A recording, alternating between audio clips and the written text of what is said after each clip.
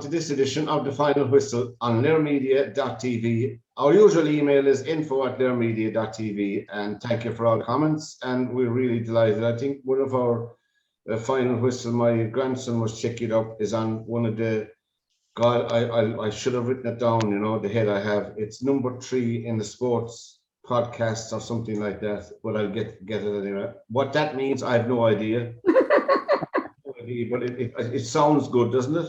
It does. Anyway, welcome, Anna Moore. Nice to see you again. Grand to see you as well, Pat. And welcome, Joe Waters, all the way from Seattle, USA. Thanks, Pat. How are we? Good evening, Chris Price, and welcome. Thanks, Pat. And good evening, Damien, and Damien O'Brien, and welcome again. Good evening. We generally start with soccer, so the big winners over the weekend were Liverpool, Wolves, Leicester City, Man City, and Chelsea, all winners. Of course, Tottenham won yesterday as well, up in Newcastle, and was expected. Now, we were just remarking before we came on air that every time Man United lose a match, the manager is under pressure. That's the way I'm looking at it myself, you know. I think that... I don't know, is that good for the manager? Is it good for the club, the supporters? I don't know. Apparently they're organising, I saw on the Man United discussion pages, they're organising a protest. Is it Liverpool they're playing next? Yeah. So it's Sunday. The Liverpool match, it had to be unfortunate. But Joe, what do you think? Do you think Ollie should get another go at a bite of the cherry? Well, I think, Pat, you know, I think he's very fortunate at the minute, because I think if there was anybody else with any background, you know, that would be in contention for a big job like that, I think that the pressure might be more on him than it is right now. I watched a little bit of Sky News this morning, and they interviewed a couple of people. Mark Bosnich was on there, former goalkeeper for United. And they had another guy from the Supporters Trust there. And they're both saying, you know, certainly he's under pressure in the next few games. I mean, they have a European Champions League game this week as well. So, you know, if they lose that and then they lose to Liverpool next week, that's 3 in a row that they've lost. And I mean, all of a sudden, the pressure just piles on top of you. But he may just be fortunate that there's nobody else out there at the minute that's, you know, that they would look at and say, well, it's a big name manager that we want. Yeah, and Anna, of course, you wouldn't have much sympathy now. You're not a Manchester United supporter. You wouldn't have much sympathy for the manager. But I mean... Did I tell you, when ye were all crowing here about getting Ronaldo, did I not tell ye that one person does not make a team? And that's been proved and proved and proved. I feel sorry for the manager. The manager isn't out there playing. There's £1 million players out there playing. Ronaldo can't score. The defenders are letting in goals. I mean, he's playing what he has. What else is the man supposed to do? And Chris, what do you think of the situation? Do you think that it's terrible in a way? I mean, I don't know the ins and outs of professional soccer in Britain, but it's a very tough game now. And the players are coming out as well now saying that we need to change. I mean, this is total crap. Okay, I mean the problem. Okay, so let this just kind of break it down a bit, right? The man is fortunate to be in the position he had because he was seen to be as a stopgap manager. Only that the team did well, and then he was awarded a full-time contract because he would be cheaper at the time than what anybody else would have been commanding. So he could be on say 5 million, while the top guys were on I think Pep Guardiola's on about 15 million a year. You know what I mean? So they're actually saving money like that by doing it. I'm gonna call it here now, okay? And I take Anna's point that it's all down to the players, and I think the players are actually not playing for him anymore. No. That's what I think. I think he'll be gone by the end of November. And I'll tell you why, because I'm just looking at the fixture list they have here. And I'm not even looking at the European Championship matches, the Champions League matches. I'm not even looking at that. I'm looking at the next 6 matches, which will bring you to the end of November for Man United, and they've got Liverpool away. Liverpool at home next weekend, which I think they'll lose anyway. The following week they've got Spurs, and then after that they've got home to Man City. They've probably got Watford after that as well, and then at the end of November they've got Chelsea. So there's six league matches, and there's only one match that you can say is a banker for them to win. Now, for Ole Solskjaer to keep his job, he's going to have to win at least 4 out of those 6. I can't see that happening, and I think he's gone not because of his inability. I think he's gone because the players, in my opinion, have down tools. And Damien, what have you make it? I mean, obviously, Joe, of course, was delighted. We were all delighted. Leicester City, his old alma mater, Joe, the Blues there. But what do you think, Damien? Well, Pat, you know yourself, Mary knows I'm a keen Liverpool fan, but yeah. I agree with what Anna and Joe and Chris are saying, but I think as well this whole Man United managerial job is a poison chalice. Of course, when you look at it, they've had 4 managers in about 6 seasons. Yeah, there's something seriously wrong there at that level of a club. Yeah, to have that, the kind of money they have, the money they're spending. The lads are right. What they're saying is the players are like divas. They'll go through a month and then they'll down tools. Oh, we're not playing for you. Get a new manager in. As Anna's completely right what she's saying. They're millionaires. They're getting. What's Ronaldo on? Is he on 250 or 70,000 a week? I don't know. I think he's on 250. I think he's on Damien. He's on something crazy and like that. Like, I mean, and these guys can't go out and score goals. So I mean, I feel it's a poison chalice, lads. I'll be honest with you. And be honest, Pat, when Ronaldo came, they had the League One. According to the Man United supporters and everyone, they were going to win the league. And I said to you that night, you remember, Joe, when I said one player won't make a team, and he didn't. No. Well, what we have to remember as well, lads, is that Alex Ferguson has gone a long time, but he's still calling the shots there. Oh yeah, of course. Apparently, because he made the phone call that. This is what I'm saying, and that's not a good recipe for a manager in a club like. Can I make the point here that as probably the only Man United supporter here or Man United follower here, okay, that I did not want. Sorry, Joe. My apologies. Like myself, my condolences to you. But let's be clear. I didn't want Ronaldo to go because I would have seen him as being a disruptive influence. And what I mean by that is that his presence would have been intimidating to some of the younger players. Now, the reason that they bought him was that to encourage the young lads. But you're talking about this, most of those young lads now are seasoned international players in their own right. So what more encouragement do they need? I felt that it was actually what they should have done with the money was go and spend put it towards a decent centre half. Because I guarantee you, Harry, honestly, as an old saying in Belfast, he couldn't kick back doors for the bin men. And swear he's not even, as I said, he's not even related to a senior footballer. That's my opinion. I think I saw the highlights on Saturday night on Match of the Day. And I know the highlights are a snapshot in time, but to be honest with you, I saw enough to see that Harry Maguire did not look like a Premier League football in that 15 minutes I saw. So, the question is this: who's buying these players, and for what money are they buying them for? And the biggest problem I have has been as a United is not the club is in disarray because of the way that it has been funded, the way it is being run, the owners and stuff like that. And I just feel that, while I think that Ali is probably out of his depth, it's very difficult to criticize a person who's looking at telephone number salaries to say, no, I don't think I'll go for that job. If anybody's going to give you that kind of money for a job, you're going to be foolish to turn it down, in all honesty. And Damien, I think there might be trouble around the bend for Liverpool because Mo Salah is looking for Messi wages, apparently, if you hear all the rumours in the newspapers. I'm looking across them today. Well, I think, I know we're talking off air about it earlier on, Chris was talking about it, but I think all these guys get to a point in their career where they do look for Messi wages.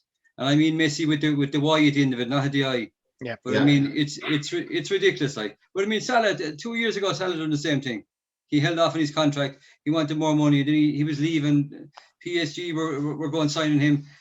Listen, we all thought the world was going to end when Suarez and Cortina left Liverpool.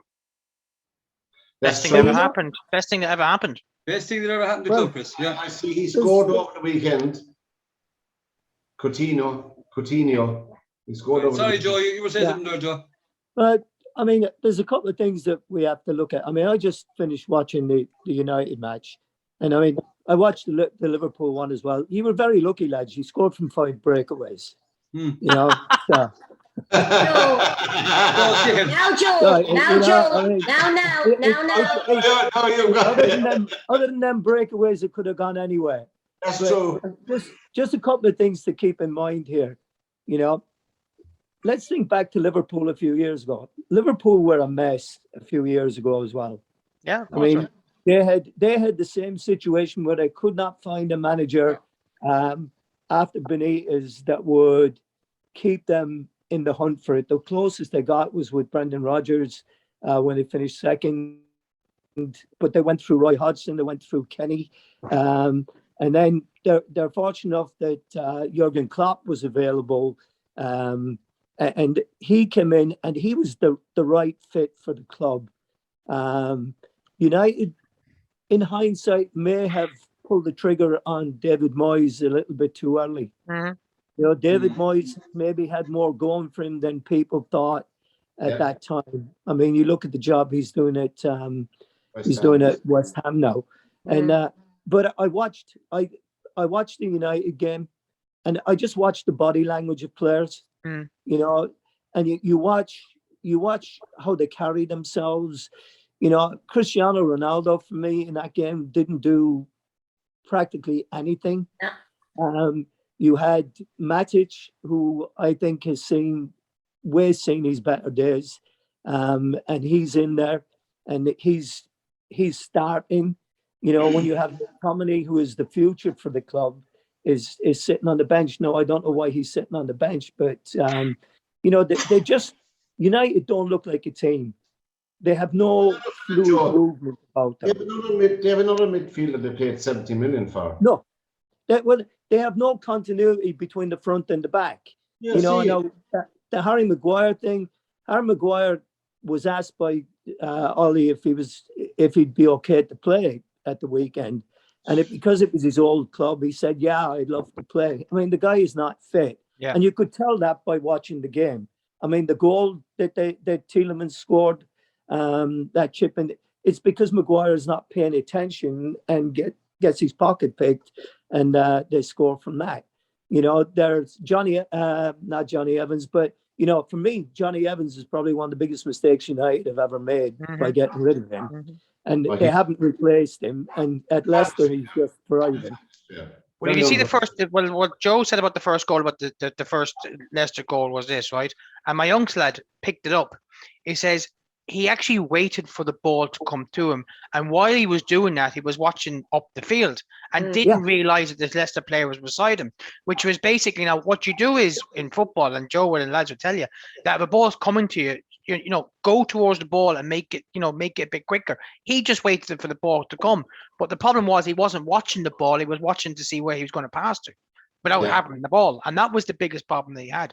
Look, I mean, okay, everyone's having a laugh at United's, you know, at the moment. But I mean, if you remember this time last year when Liverpool didn't start well, you know, there was some fickle Liverpool fans who were calling for change, and they were going like from result to result to result as well.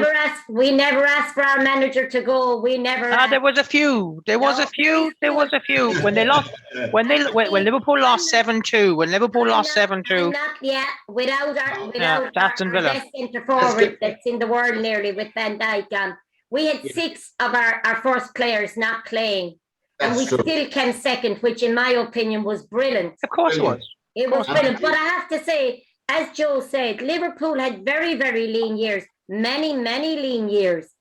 And we say at that time, United were taking the mick out of Liverpool, and they're only getting payback time now. I don't like to see any team the way Man United are at the moment. I mean, they beat Liverpool last year, and everybody thought they had the League One. You know, I mean, you don't do that after one game. No. You know? No. I think, and I do hope there's not going to be another protest in Man United when Liverpool are playing there. It'll get nowhere. I think Joe will go back to some real soccer teams like the Mariners in the FA Cup. They won 5-0. I'm sure you noticed that, did you, over the weekend? Yeah, They yeah. won 5-0. Now, They're flying at the minute. this is very boring from they beat, I had to write it down, Joe. I can't even read it. Bromsgate Sporting, they beat in the FA Cup. That's Grimsby. So they're on their way at 5-0. Yeah, yeah. That's a real soccer power that we hammered at the weekend. Yes. And also Sporting. your local team, they lost Seattle Sounders. They lost 2-1. I'm sure you. Yes, they did. Yeah, they did. And I suppose that can happen. We were talking last week about this. They just qualified last week for their 13th playoff run in a row, which is a phenomenal statistic. So, they're going to lose some games. No matter who you are, you're going to lose some games along the way. But I think that, they're going to be fine. They'll come back and they'll be okay. Houston beat them 2-1 for people who are looking. Pick up all those. I picked up the BBC Sport website, which is fantastic. I had a good glance at it today at a bit of time, and we're getting a bit of work done in the studio, so I was here early.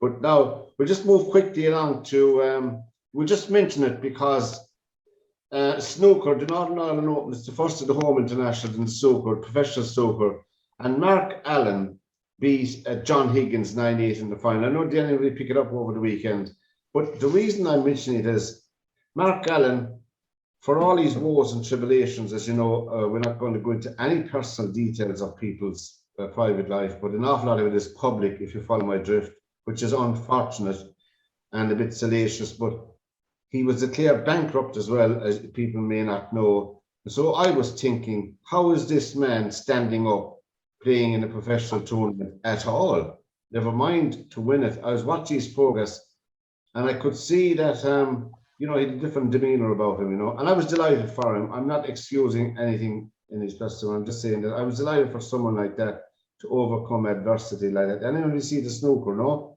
No. Saw bits of it last night. Yeah. Yeah, he came back from 8-6 down to win the last 3 frames. He did. Look, he is a very, very talented player. Yes. But the problem with Mark Allen is that he could rail off 4 or 5 frames in a row. He's a great break builder, but he could lose 5 or 6 on the trot. And he does give the impression of a guy that he kind of throws in the towel very, very quickly. Now, last night was different because obviously it's his home crowd.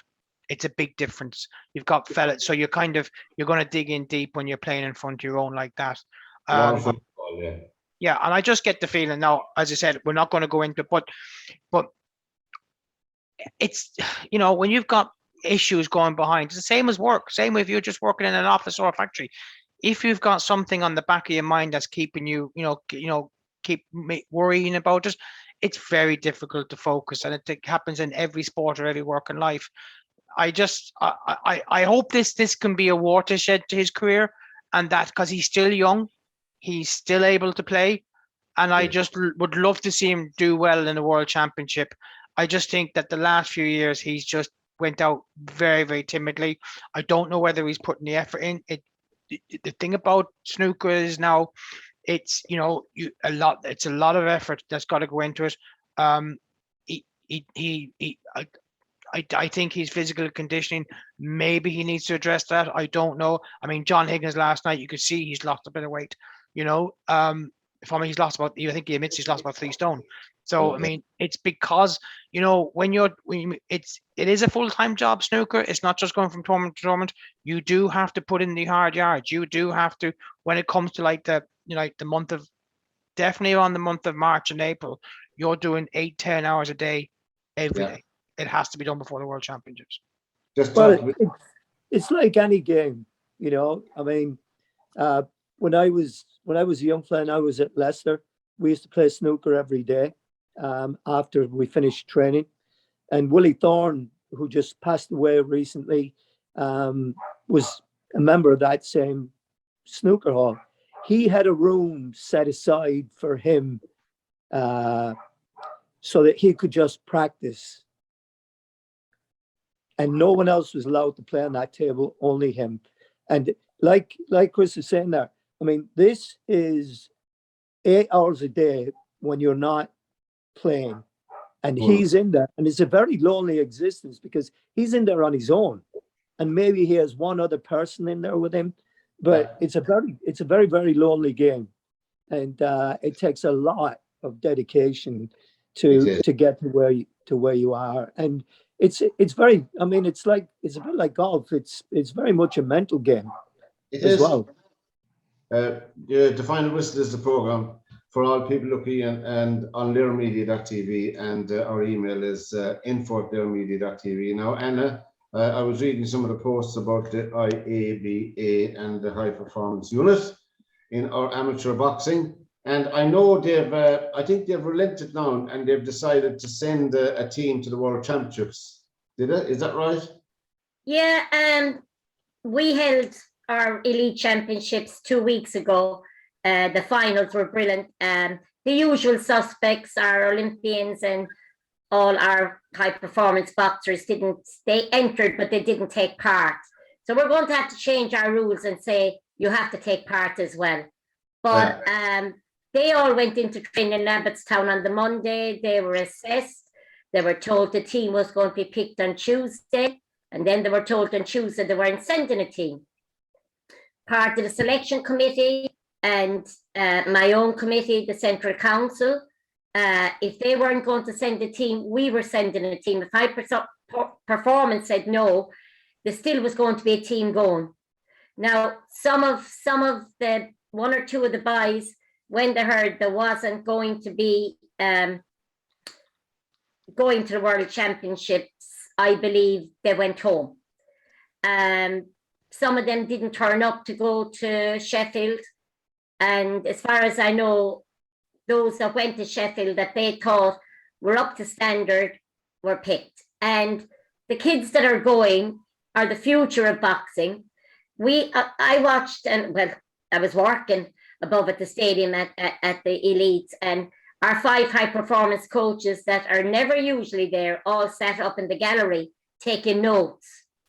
And they were taking notes because they have to get the boxers for Paris 2024.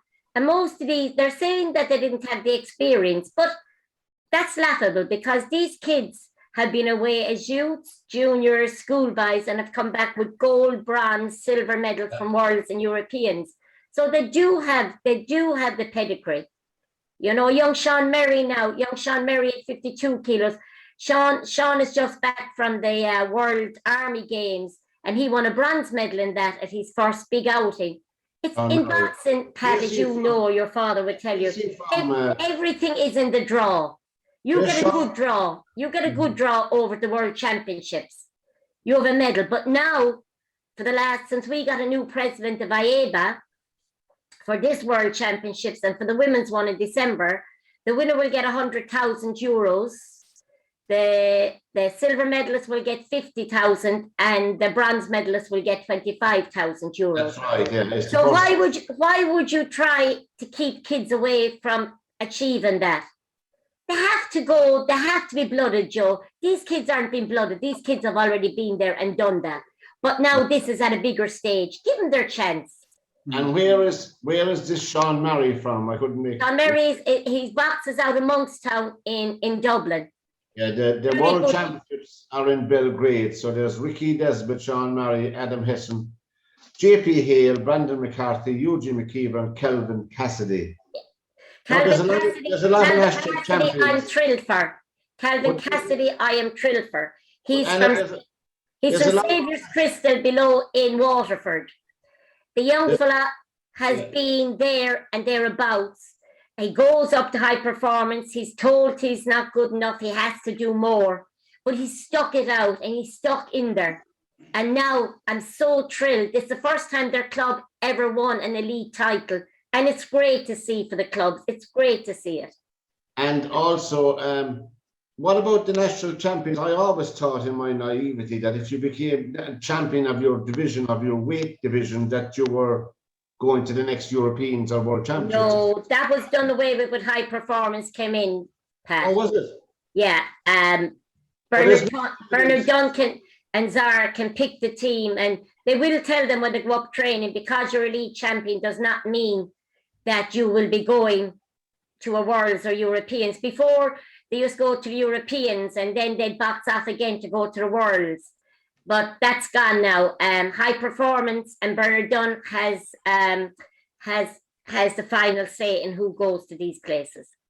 Well, I was reading, you can read the articles, lads, on the Irish ABA, and there's a good few of them over the newspapers, and there seems to be a tug of war between the high performance units, so to speak, and also the IABA itself. I don't know, I feel that they're not working in unison, in tandem. That's what I was actually going to ask Anna, if you don't mind. With the success of the boxing across the board in Ireland, why would they even consider not sending a team? We don't know. We don't know, Damien. We were under the impression, I was told by John Conlon, who's one of the high performance coaches, that they were in the stadium. There was none of the Olympians going. They had finished their season, but that they were picking a team. They were there to pick a team to go to the World Championships.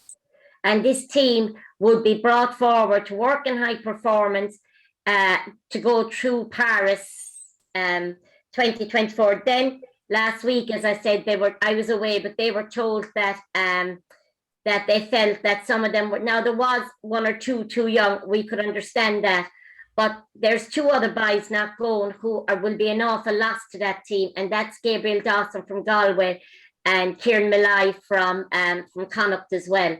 Nice. They'll be a big loss to the team as well. They would have been nearly the seniors on that team at this stage, you know. I'm sad about that, but can I ask whatever a question? Politics is there, that's it. Can I ask Anna a question? For a world Anna, I know there's been a fractious relationship between this for a long, long time. The question I would ask is this, right? Is that if it was in their wisdom to decide not to send a team to a World Championships, right? And then have a training camp in Sheffield for a week and then pick a team. It's possible that that train. Now, please don't get me wrong. I'm not kind of trying to say that I'm not trying to say that the boxers would have been, you know, not given 100%. But if I was told as a boxer that I wasn't going to a World Championship and I was going on a week's training camp, and then they picked a team, I would have felt a little bit. I wouldn't say cheated, but a bit kind of misled on that. Yeah, I agree, totally agree with you. I do agree, but I do believe, and this is only my thoughts on it, I do believe that if they said they weren't sending a team, that Central Council would have said, we'll send a team. Now, I could be wrong on that, but I don't think I am. But I would have thought, whether they wanted to send a team or not, a team would be going to the World Championships. Would it be very unusual for an Irish team not to go to a World Championship boxing? The last time that happened was, I think it was 1978. That was the last time a team didn't, a boxing team didn't go to the different times.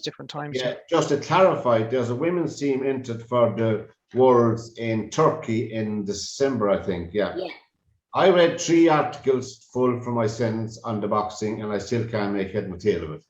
So there you go. Before we leave boxing, Hughie Fury won over the weekend, heavyweight. Hughie Fury, another one of the Fury clan. He had a good win. Chris Eubank Jr. won in his comeback fight. As you know, Chris Eubank Jr.'s brother died in the Middle East under unfortunate circumstances a couple of months back. So it was good to see him back in the ring, and he won in 5 rounds just before we leave boxing. But we wished him well anyway, and as all the panelists agree, boxing is one of our most successful Olympic sports. Golf over the weekend. Now, the Wonder Man, the 32-year-old Wonder Man from Hollywood, Chris, he won a tournament. And fair play to him. Fair play to him. In Las Vegas. It's great. It's great. I mean, in fairness to him, you get these clowns on social media that say he's this or that, or, you know, they make, you know, from someone who comes from that part of the world, you know, people can say what they want about his nationality. I don't care. I don't care what he is. As far as I'm concerned, he's a golfer that comes from Ireland. That's as simple as that's the way I look at it. I'm delighted for him, and the reason was because he's had a rough spell with his game, and I'd be the first one to admit here that his he's not consistent enough at that level. And I think his wedge play from 100 yards out is poor up to that level. And a lot of commentators say the same thing. What it does is it puts pressure on his putting. I mean, when you see a player who's playing well and can get a wedge into like 10, 15 feet, you know, they've got birdie opportunity. But what happens is that McIlroy is sometimes 30, 35 feet out. And that puts the pressure on the first putt. And then he's struggling to get his second putt, which gets the bogey and whatever after that. So he puts pressure on. He will always play 1 or 2 decent rounds in a 4-day tournament. This weekend, he got the 4 days. Now, John said, Pat, it was way past my bedtime last night. I think it finished about 1:30. I woke up this morning to find out it won. But I'm delighted for him. And then he's only got 2 more years to go before he's actually got lifetime exemption at now 34 years of age, which I think is a massive achievement. I mean, he's the only player from these islands, from this island here, to win 20 PGA tournaments. I mean, 20 PGA tournaments. And to be honest with you, sometimes we just like to knock people down, you know. And I think it's fantastic. I think he decided to stop talking and play golf. I think he does too many interviews, you know. But hang on. Okay, fine. You could say that, Pat. But you know what? You know, who puts him up? I mean, I don't think he wants to volunteer for these interviews. I think he's basically put up there. You know what I mean? And then if he doesn't say anything, people are going to say he's surly and he doesn't give anything to his fans. So I mean, he can't win. $9.75 million was the purse. He didn't win all that. That was an offer. $1.7 million. And nice one. Shane Lowry finished at -12. I think he finished in the top 50. Which is not too bad, I suppose. He shot a 64 in the final round. You know, you see any of the golf lads. But Matt Fitzpatrick, who had a disaster in the Ryder Cup, won the Andalusia Open in Spain over the weekend as well. So there you go. The final whistle is the program on lermedia.tv. Now, Chris, you were at the rugby match Saturday night, were you? I was. Munster fell over the line. I'm still on Monday night trying to realise how Connacht lost that match. I think Munster an offside try. But they did. I mean, we were actually at the 22. We were looking across from where it was. I mean, he was a yard offside. I have to say, and I mean, and I know what it's like being a referee, right? It's a thankless task. But I honestly think the referee was consistent to both teams. He was absolutely appalling. I think the decision making was just for the birds. I just don't know what the story was with him. I mean, he spent an inordinate amount of time on some of the decisions going to the TMO, and then he basically overlooked others. And Munster got away with it. I mean, Joey Carberry was poor. I think if Munster had Jack Carty, the Connacht out half, they would have probably won it by a lot more. But Connacht played very, very well with the chance, the very limited ball that they got, and when they had a couple of chances as well. But I think the problem for Munster is this, and because of where we were watching the game and we saw Simon Zebo standing on the side, Simon Zebo would be better off actually standing beside me in the terraces. He got no ball. Right, and I mean, it's just, and Munster will always be seen as up front, 8 men. That's it. We'll fling the ball out when, you know, if we're winning by 30, 40 points, or whatever. Keep it up the jumper. That's what it is. The game is better than that. Now, Munster fans won't care as long as they win. But to be honest with you, they actually got away with it. That's the best way I can say it. Did you see any of that, Damien, over the weekend? Yeah, I saw highlights over the weekend, but like that, like Chris, now I had friends that were at the match as well, and like they completely agree with everything Chris said. Like they just fell over the line with it. And did you see any of it, Anna? Are you a Munster fan? I am, but I mean, I would know rugby now as well as I know soccer or boxing. Yeah. But I did feel, we say, I wouldn't be well up in it now. My friends are, but the thing about, my son was there, but the thing about it was that I thought me watching it as just, we say, a spectator, they made one or two mistakes that schoolboys wouldn't make. I mean, they kicked the ball out and they kicked it straight into the hands of the Connacht lad that went up and scored. Simple try, you know. But I have to say, and I thought the last 10 minutes was very exciting. What? I thought they you know, they kept going and going. And that's the one thing about Munster. They never, ever give up. They keep fighting to the very, very end. And I think also why they wanted to win was for Anthony Foley as well. I think the drive was there for Anthony Foley as well. And I thought that it was lovely of that Carty by at the very end to mention Anthony Foley and to mention his wife and family. You know, I thought the whole thing was a great tribute to Anthony Foley. And Joe, would you try to get to see a match now and then with the Red of Munster? I'm sorry, Pat, what was that? You broke up there for 1 second. No, I was saying, would you get to see the Red of Munster now and again in the rugby match? Oh, yeah. Yeah. We have a channel over here that you're able to get rugby matches on. And they do have some of the inter-pro matches on. They certainly have the...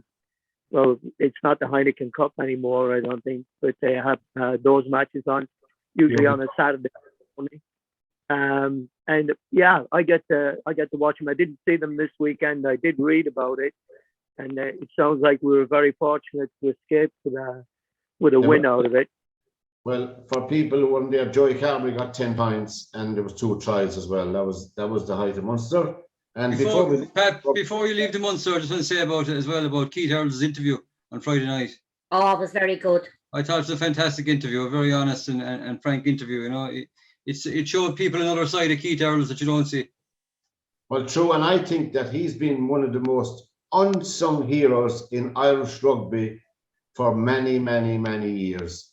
He doesn't have a college tie around his neck like other rugby players would have, but he's an unassuming man, a fantastic athlete, and does not get the kudos from the Dublin 4 crowd that other people got way before him. And I think Keith Earls has been one of our most fantastic rugby players over the last 10 or 12 years. That's my opinion for what it's worth. He is. And you know what? I met him years ago because one of my claims to fame was I actually won a competition to be stadium announcer there about 10 or 12 years ago. And for a pre-season, I'm not going to go into too much different reasons about it because it's still somebody actually brought up recently, and I said, "Oh Christ, please no." There was a video that we had to do as part of it, and it's just And I met him, had a chat with him after the match and whatever. Very nice, and he's actually branching out in the business world now. He's going to make his coffee. He's actually doing roasted coffee beans. He's a coffee aficionado, and he has a new company called, I think it's called 1411 or 1114, which is the 2 positions he's played for Munster and Ireland. So I read about it recently. It's on Facebook or whatever. Basically, he's going into the coffee roasting bean business. Well, by God, I'll tell you, and they'll be good ones. And he's starting up in Anacotti, so yeah. So. And you'll be able to move quickly after one. Oh, you'll be speedy after that, I'll tell you. One of those, after Keith's cup of coffee. And before we leave rugby on a sad note, I saw you were reading it over the weekend. One of the centres there for the All Blacks, New Zealand, Sean Wainui, he got killed over the weekend. He was only 25. Oh. He's a big loss to the world of rugby. I love him. A fantastic player. If you could see any videos of him, that's Sean Wainui, Wainui. I just picked it up over the wires, as I say later on, which is shocking. 2 small kids. Anyway, yesterday arriving on him. Now we move on to where we go. I know I'm going into horse racing. Oisin Murphy won the Jockeys Championship across the water there for the 3rd year in a row. Horse racing fans here, and the owner of Preston North End, a club I'd say, Joe, you played against many times, hopefully. Trevor Hemmings, he passed away over the weekend. He was 84, 85. Not alone did he own Preston North End, he owned 3 Grand National winners, lads, as well. I know there you are. I can see your faces lighting up with excitement Hedge Hunter won the Grand National in 2005 for him. And Ballybriggs in 2011, I don't remember him now, but I remember Many Clouds. But back Many clouds, yeah. Clouds ran in a couple of Grand Nationals, but I backed him in the one that he didn't win it. But he won 2015, Many Clouds. But that was a great character. I think anybody's interested in sport of any kind, there's a few very good interviews with Trevor Hemmings is his name. Oh, lads, one of the old school people, but fantastic man. And we say, I know it all. You know, Joe, you're talking about horse racing.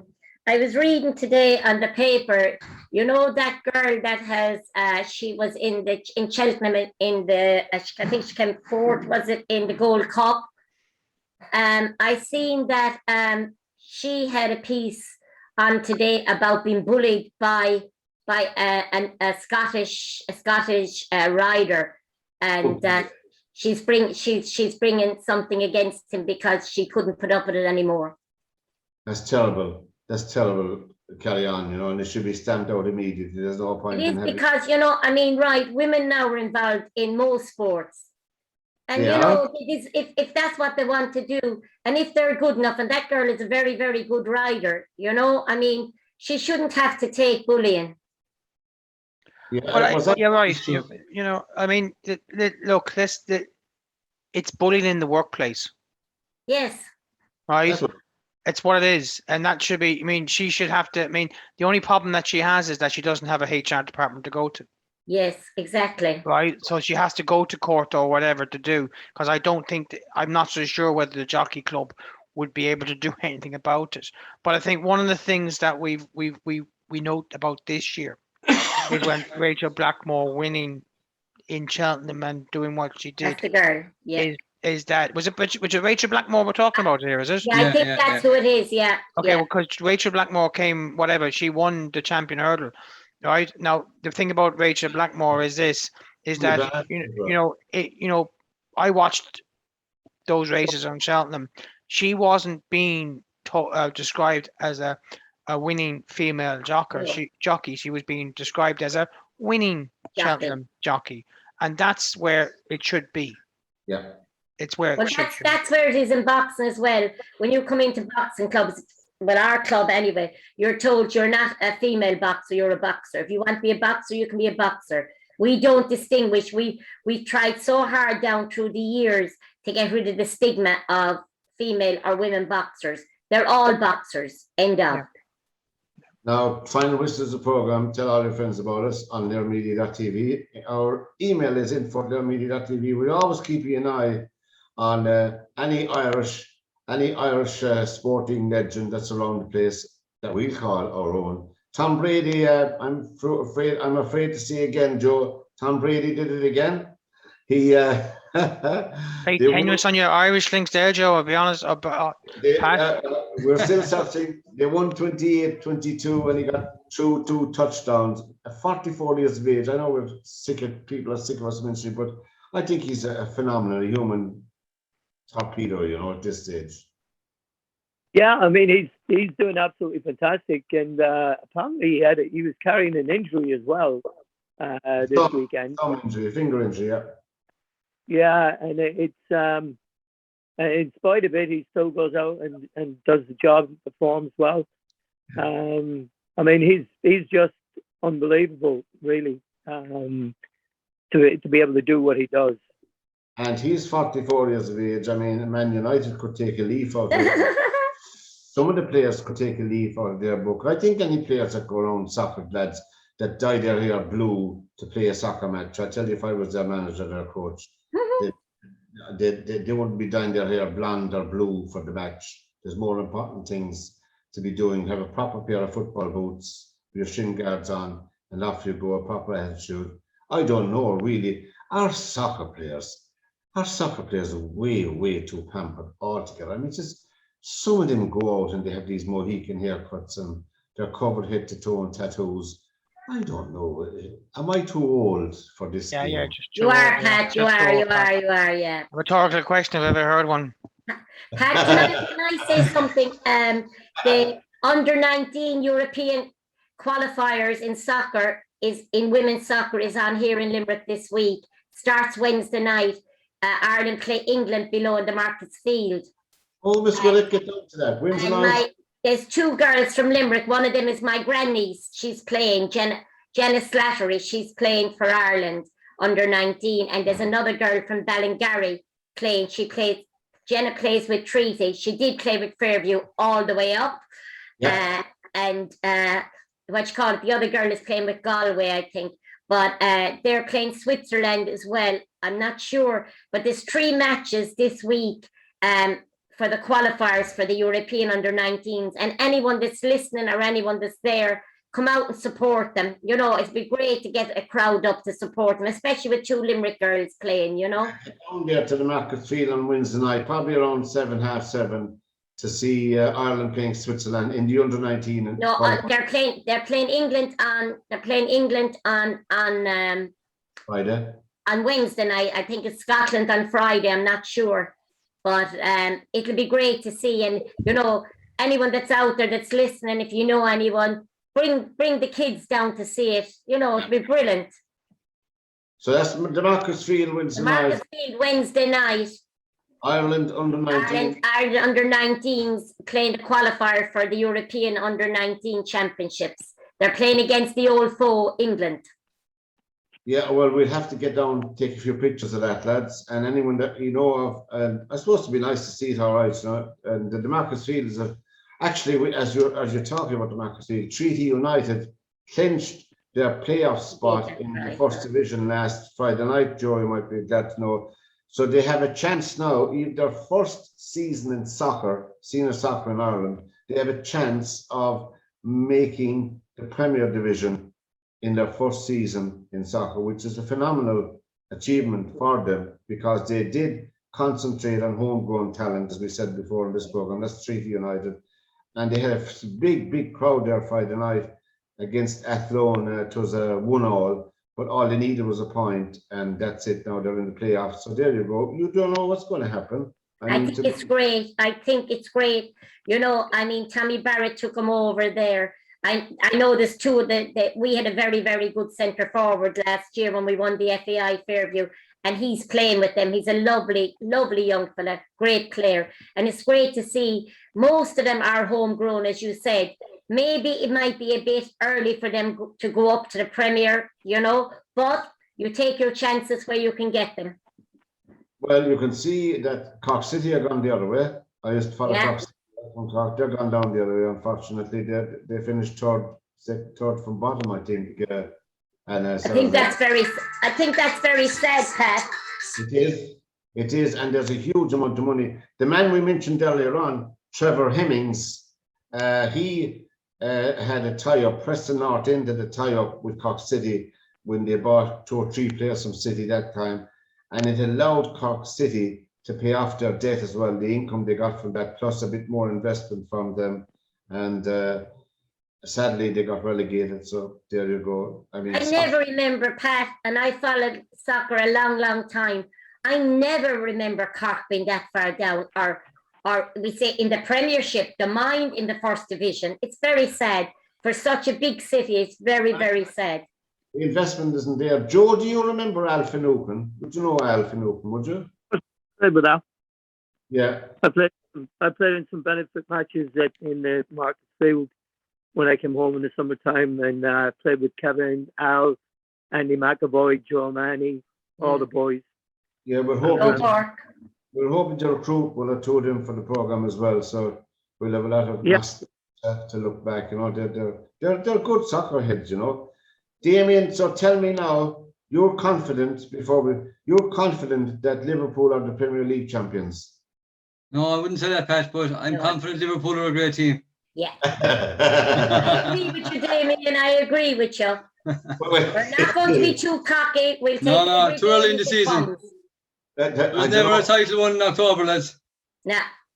But you know what somebody said and in the beginning of the season, that it's, and Joe now probably would relate to this, that the first 6 weeks of the Premier League, people will say, sure, it's only the start, but they are very important times to win your games.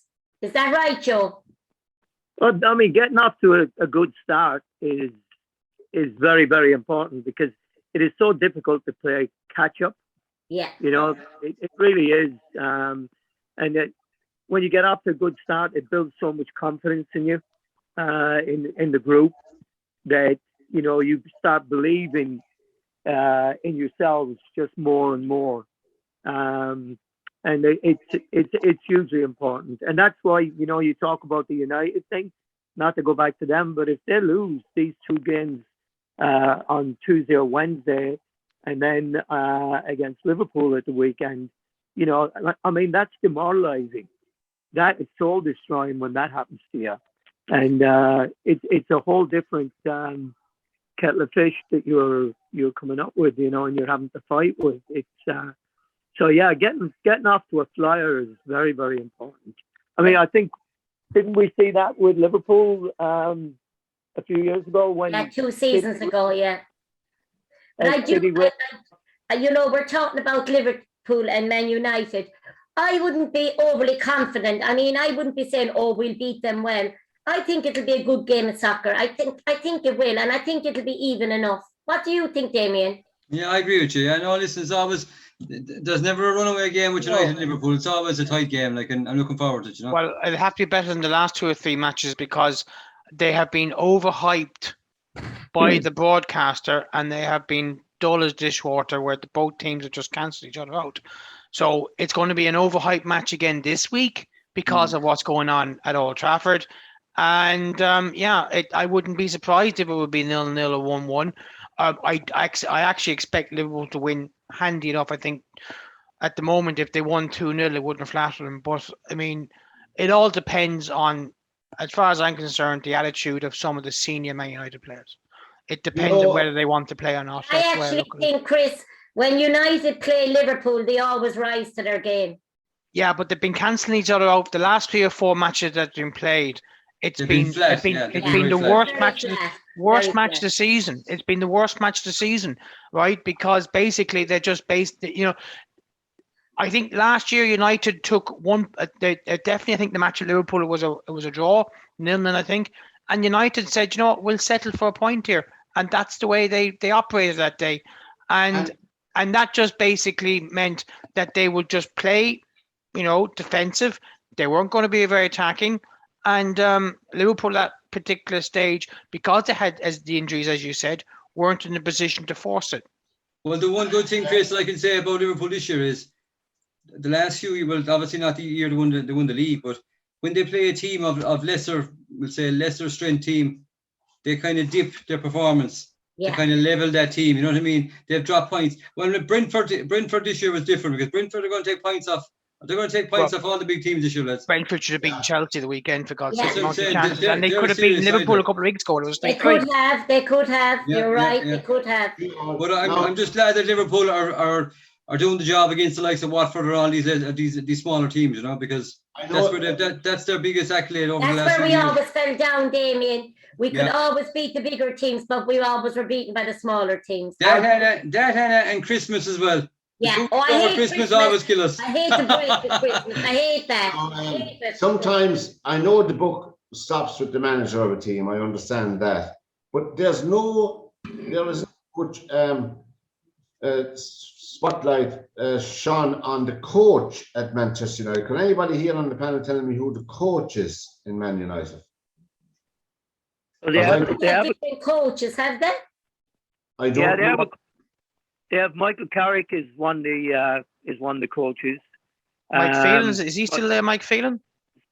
He's the assistant manager, but there's an Irish lad is he from Sligo, Pack? I don't know, you see, I'm asking the question. I didn't look it up. I don't know. I know Carrick is in there, but I know what he's doing in there. But Mike Phelan is in there, but there's another guy in there, and I don't know. I can't think of his name right now. But he is Irish, and he is like Ollie's right hand man.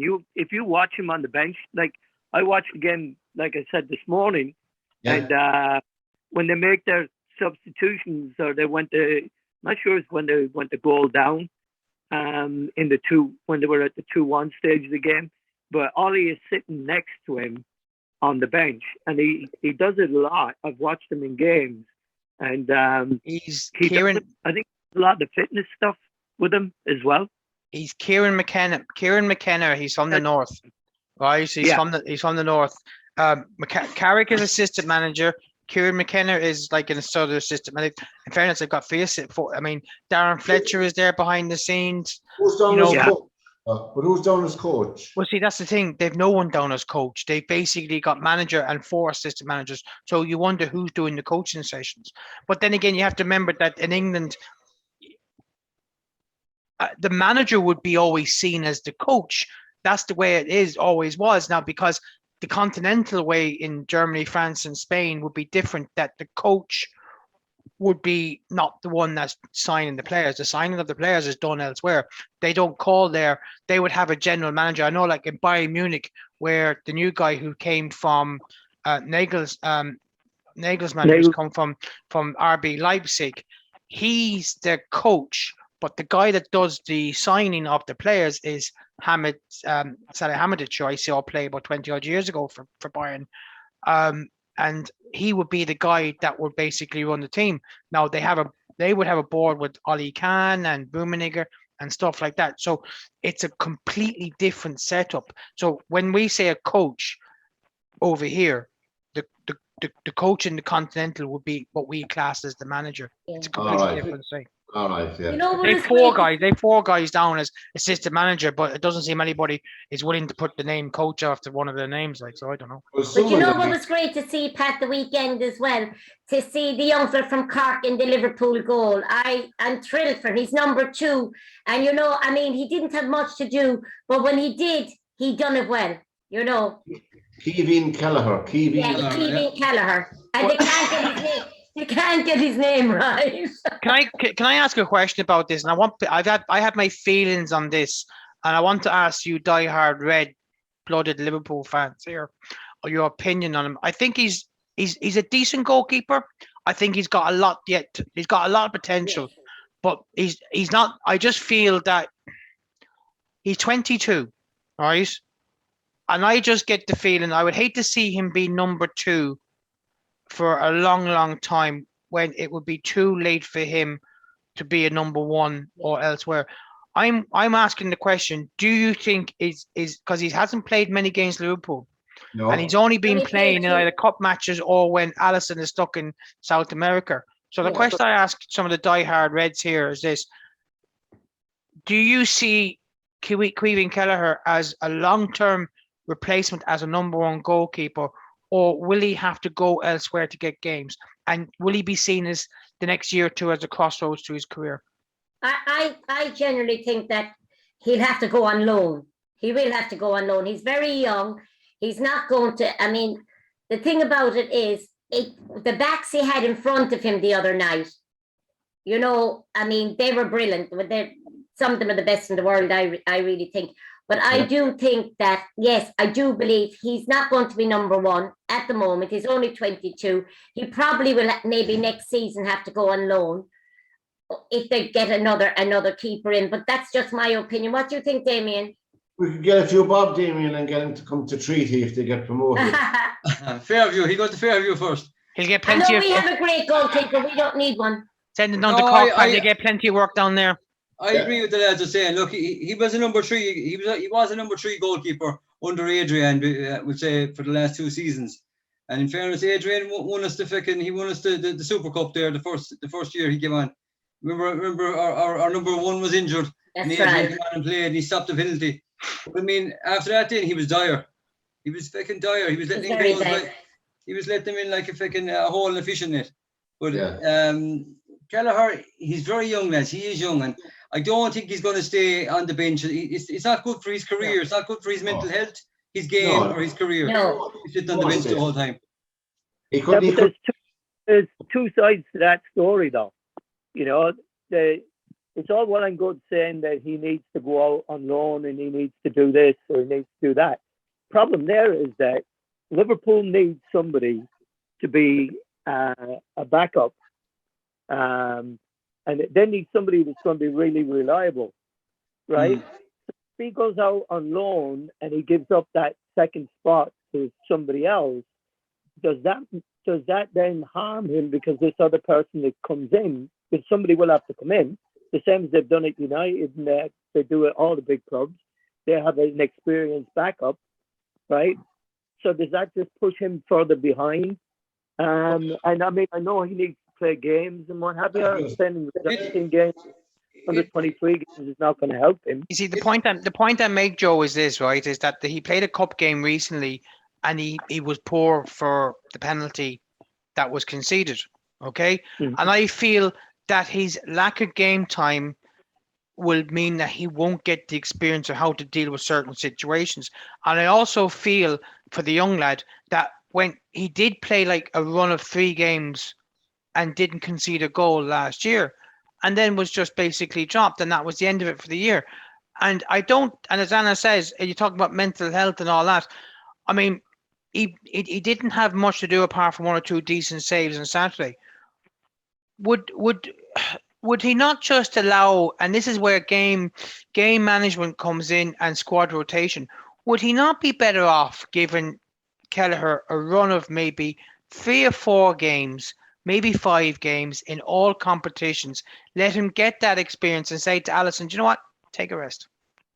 Well, I think myself, I'm being the devil's advocate here. I think De Gea is coming to the end of his career, and there's a possibility there. You'd never know. I mean, there's a good possibility. He won't go to United. He won't go to United. Jesus, no. God, no. They already have their guy anyway.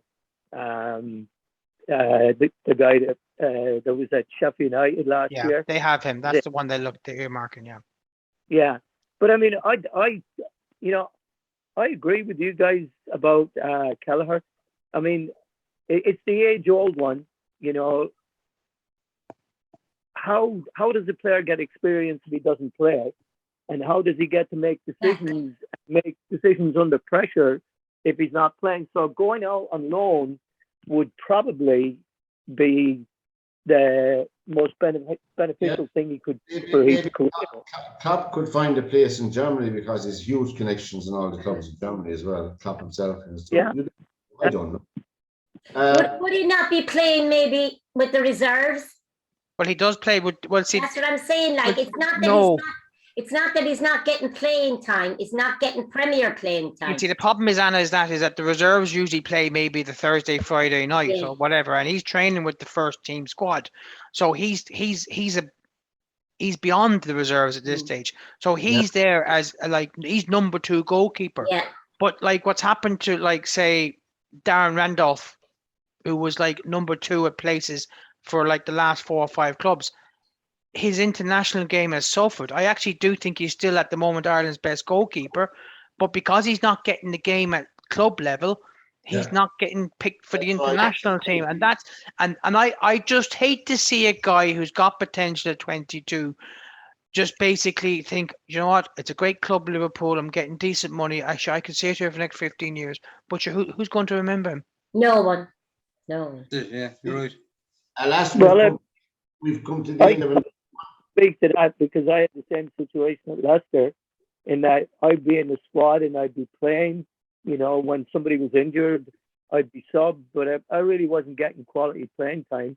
And it eventually came to a situation that I wanted to play full time, and I left. And that was my decision, and I don't regret it for a second. But it does come in the finish that you want to get away from it, like Chris is saying, now Kelleher is going to get past being the number 2 in line. He's going to want to be a number 1, but there's not going to be any room for him with Allison there. So he's going to have to go somewhere else. He might look north to the Saudi Arabian money. You never know. We've come to the end of another edition of the Final Whistle here on ep.20. You heard it here first. Kelleher for the Toon Army. Is it Toon? Anyway, thanks to Anna. Thanks to Joe. Thanks to Chris. And thanks to Damien, lads, for giving up your time. It's very much appreciated. Until we meet again, good evening and good luck. Bye, lads. Bye. Bye, everyone. Thanks, guys. Bye. Bye.